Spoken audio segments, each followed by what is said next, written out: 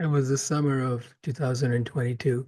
I was working a shift in urgent care, and as I was going to pick up my next patient's chart, I realized that my heart is beating fast and I feel a little bit dizzy and a little bit lightheaded. I checked my pulse quickly, and it seems to be racing. I asked the nurse for a pulse oximeter, and when I put it on my finger, it reads 135 beats per minute.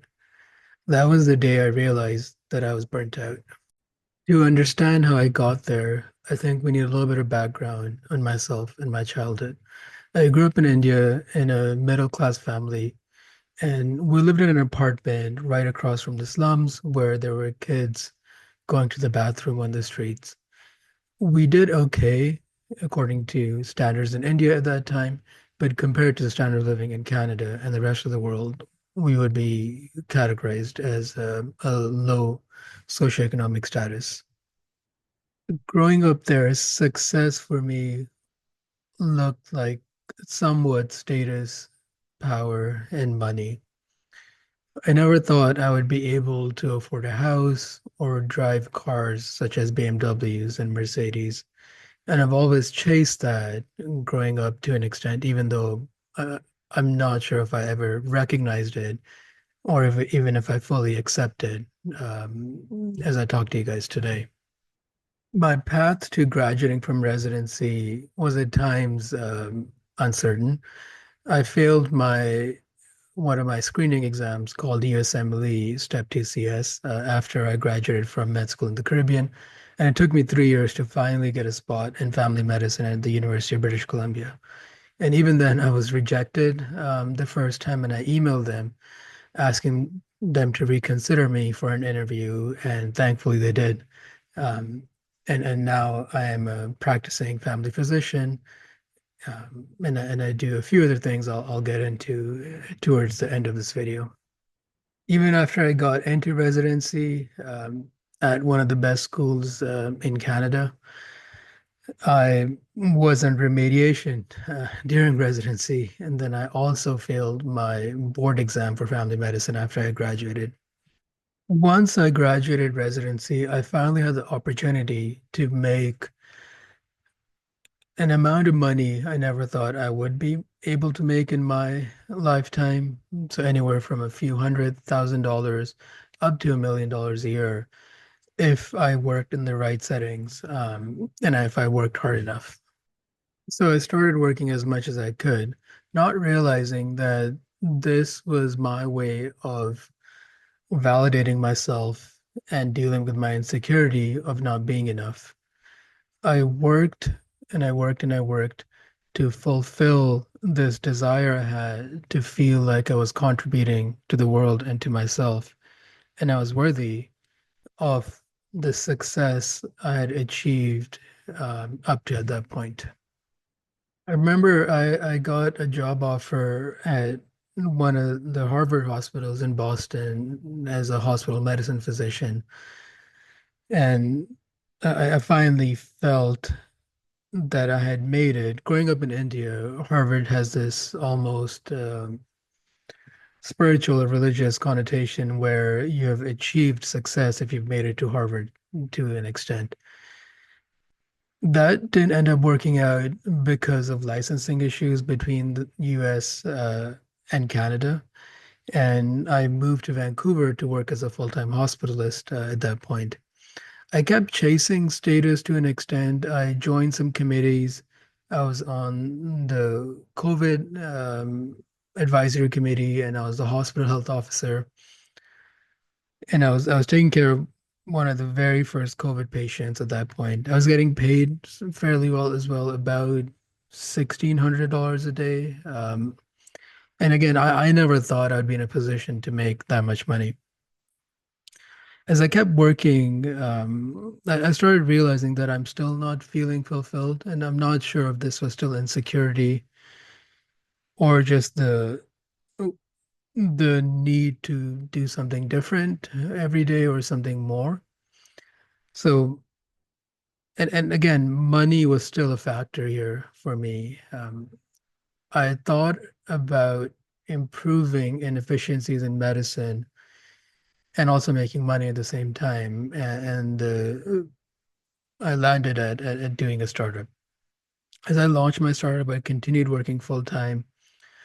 My wife became pregnant and we had a baby. We moved provinces um, to be closer to family. And this all ended up with the summer of 2022, where I was working full time on my startup, in addition to a full time hospitalist gig and urgent care and rehab hospital at times. And I was working about 100 hours a week, I'd say, with a newborn at home, although I was not helping much at home. And I was missing events and birthdays for my family, which made me feel worse and drove me to work more so I can make more money and provide them more things to fulfill this desire or this guilt I had almost that I wasn't doing enough. This insecurity still drives me to an extent, although I've worked on it quite a bit. And as I said here today, I'm working about 22 hours in clinical medicine a week, and I'm working on my entrepreneurial and creative endeavors, and I have a lot more balance. But I still feel this need to work a lot and get instant validation. I do this with my startup where I was putting out a blog a day. And part of the reason I was doing that is because I wanted instant feedback. I wanted the world to tell me what I was doing is valuable, and for people to tell me that, what I'm doing is important, is helping them constantly. And, my wife has been telling me this for, I'd say, the past 10 years, that that's arguably the wrong way to do things, which is interesting. Because in the startup world, you're told to just work a lot, iterate really fast, and just constantly be working.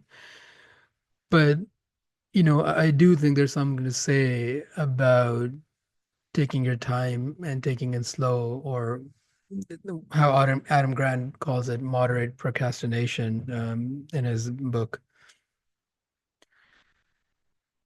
So, you know, after my burnout, what I did in the summer of 2022 is I went home and I laid in bed for a week.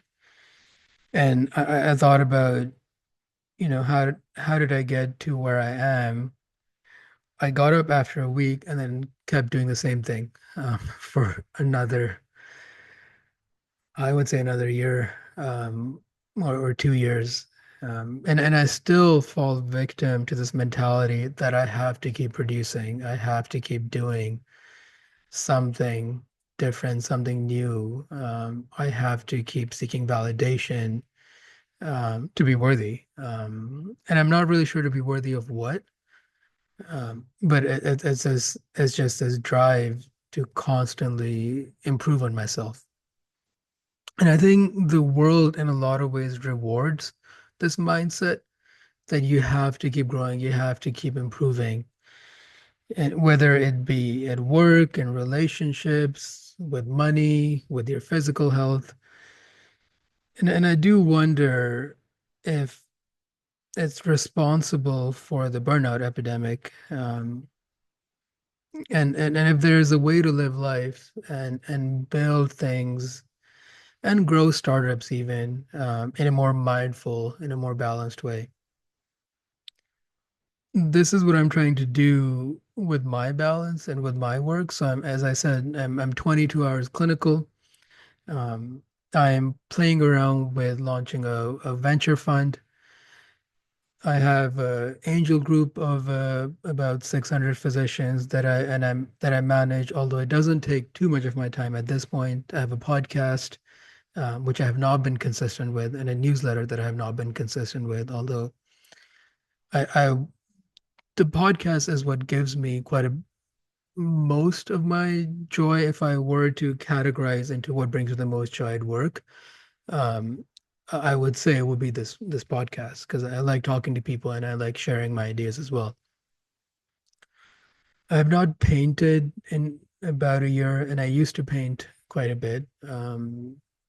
and it's one of my creative outlets in which I feel like I can get lost into the art of what I'm doing and not worry about anything, if I'm being frank with you guys. Um, when I'm painting, I feel like the only thing that exists is me and the canvas and the paint. And I'm not thinking about the world, and to be completely honest, my family or my kids or my wife or anyone. Um, and I think having something that gives me that sense, and maybe some will call it escape, is important. And I am trying to incorporate more of that in my life as well. So, the reason for this video was to share my burnout story, what I learned from it, although I'm not sure if I've done that successfully.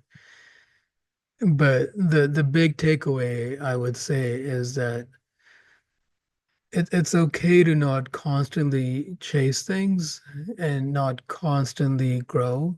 It's okay to just slow down sometimes and just be present and be mindful. And it's funny I say this because I did take a Vipassana, which is a silent meditation in which you meditate for about 10 to 12 hours a day and you don't talk to anyone. You're not allowed to exercise. Um, and you're essentially in this state of complete silence.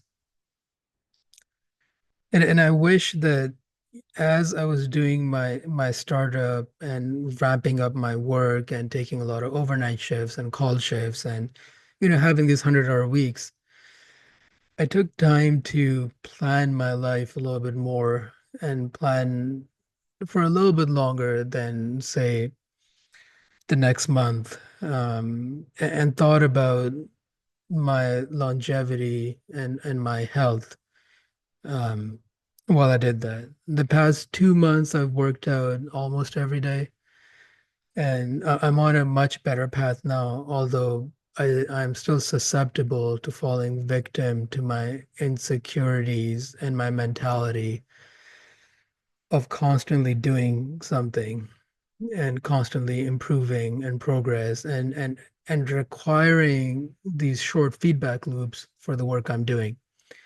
And this isn't necessarily external validation I'm seeking. This is internal validation largely where I don't feel like I'm doing enough if I'm not constantly producing.